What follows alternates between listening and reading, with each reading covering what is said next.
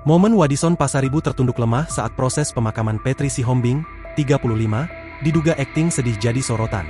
Seperti diketahui, Wadison sebelumnya tega menghabisi nyawa istrinya sendiri, hingga merekayasa telah terjadi perampokan di rumahnya di perumahan Puri Anggrek, Kecamatan Walantaka, Kota Serang, pada Minggu, 1 Juni 2025. Wadison bahkan sengaja mengikat dan membungkus dirinya dengan karung untuk merekayasa seolah-olah peristiwa pembunuhan itu merupakan perampokan.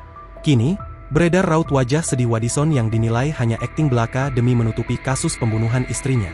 Dalam tayangan YouTube Kompas TV, Kamis, 5 Juni 2025, dengan raut wajah sedih Wadison tampak termenung saat proses pemakaman sang istri. Ia tampak dikuatkan oleh keluarganya. Bahkan keluarga pun tak mencurigai jika dirinya adalah pelaku saat berada di pemakaman. Setelah proses pemakaman Petri, kakak Wadison baru mulai mencium kejanggalan dan mencurigai Wadison. Kakak pelaku, Tony Lembas Pasaribu mengatakan bahwa sang adik memberikan keterangan berbelit-belit saat diperiksa penyidik polisi. Bahkan dirinya sebagai pengacara pun ikut dibuat kesal. Saya sebagai pengacara juga kesal, karena saat pemeriksaan saya dengar memberikan keterangan pelantat pelintut. Ujar Tony, dikutip tribunbanten.com, Rabu, 4 Juni 2025. Kendati begitu, Tony meyakini Wadison merupakan pelaku pembunuhan.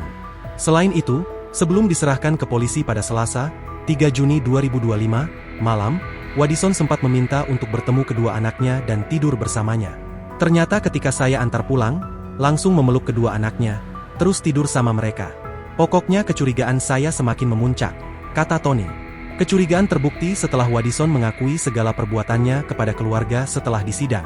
Usai mengakui, Wadison diserahkan ke polisi untuk ditindaklanjuti. Download Tribun X sekarang, menghadirkan lokal menjadi Indonesia.